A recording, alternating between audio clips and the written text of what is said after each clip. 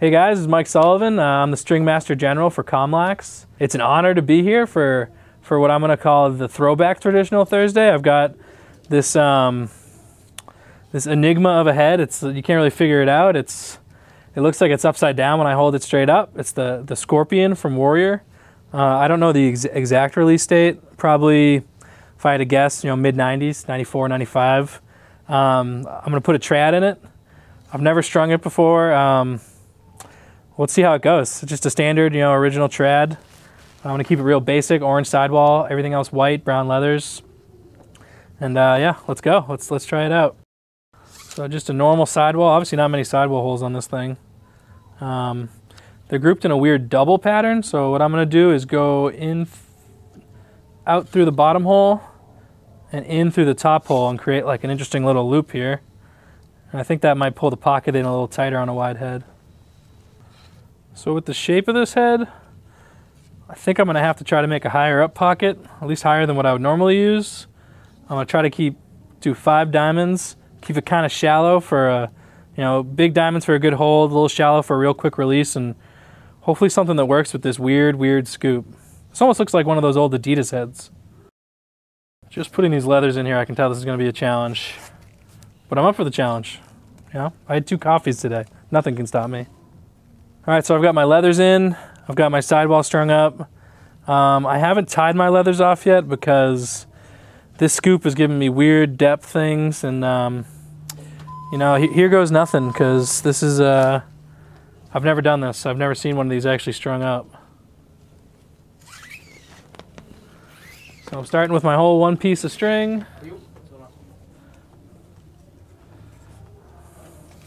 Now I'm just going to keep it. I like to keep things loose in there when I string them. I don't like stringing them tight. That always kind of confuses me. Now I don't go too tight on this first round around. I can always snug up the knots after the fact. I'm just kind of laying the groundwork for a trad. As I go, I just always check tension. I'm just saving myself work on the back end.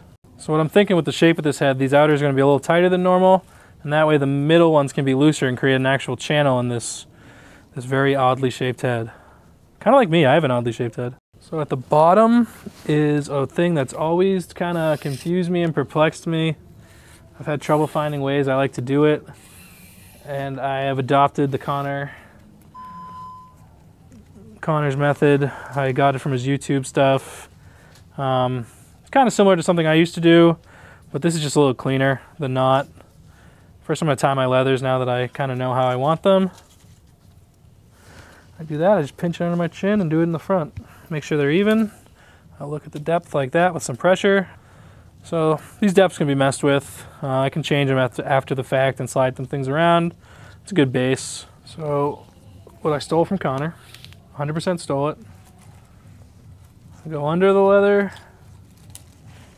So once I'm under that leather, that's what's holding my knot down on the bottom, and then I'm just going to tie a knot around the leather to have it really stick there. And to do that knot, it's just a regular interlock loop that you normally do. And then you pass the string right up underneath it one more time, and that creates a knot.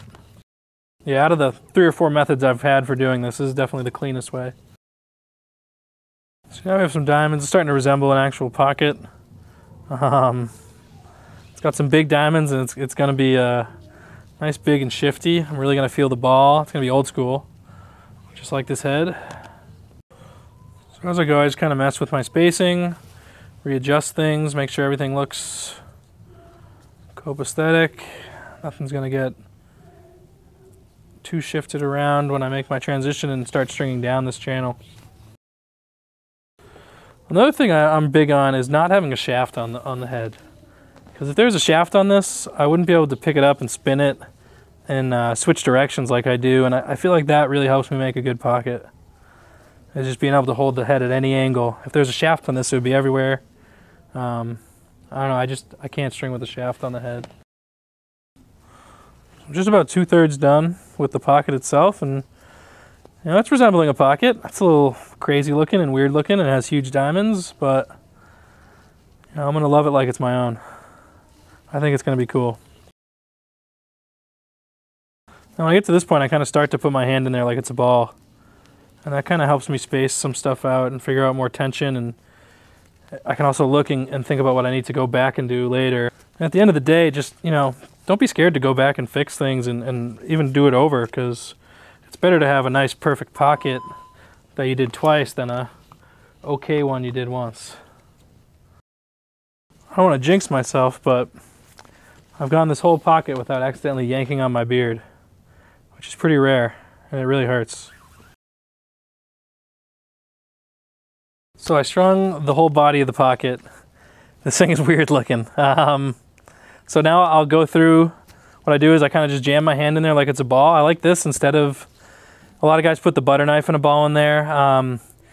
That's cool. You really have to work on not going too tight when you do that. I feel like when I do this, I can kind of move my hand and mimic what a ball would actually do, because a ball moves. I want my pocket to shift a little bit with the ball. I don't want it to sit dead in one spot, because I'm going to cradle at different planes and different angles. So I want the pocket to respond to the ball, not the other way around. So my first run's pretty tight. I just go through and kind of check my tension, check my knots. This is just a first adjustment. I'll do a full adjustment now. I'll put my shooters in, everything like that, and then I'll play with it and pound it. And I'll probably do 1 or 2 more full adjustments on the cross lace before it's really ready to go and stretched out, and I'm confident that it's not going to change too much anymore. You know, one thing I really look for, it's kind of tough on this side because it's spaced so funny, but, you know, even tension throughout your leathers, even spacing, and you know, the more even things are, the more naturally a ball is going to want to roll out of there. If one diamond's gigantic, it's going to snag in there, and it's just not going to go well, at least for me. This is a breeze to do right now because it's a 5 diamond. If it's you know, the more diamonds, the more adjusting. So a lot of times I just take my extra cross lace, I use that as a nylon. It's pretty soft. I've got another trick I use for nylons, but I'm going to hold on to that one for now. I kind of hold the tension, roll my hand through it, see how it feels. You know, if my hand rolls smooth off of it, a ball's probably going to roll the same way. All right, so I've got a nylon in there. I'm going to throw 2 more shooters, and we're gonna take this baby for a spin.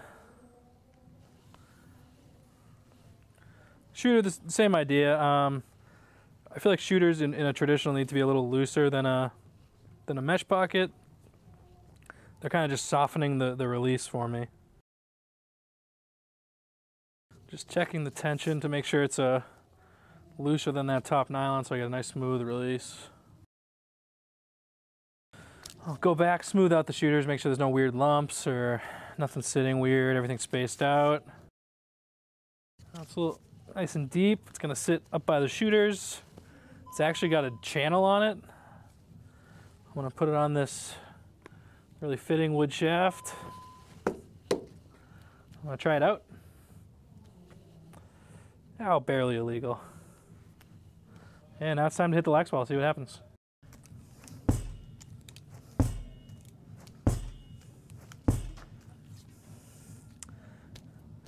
Not so bad. I think this drop scoop, I think it decreases the amount of travel the ball needs, so it releases faster. So having these big diamonds doesn't really give me any whip. It's a weird feel. Almost like an offset stick. It's almost there. I'm sure when they designed it, they said, we're almost there, but it's not quite.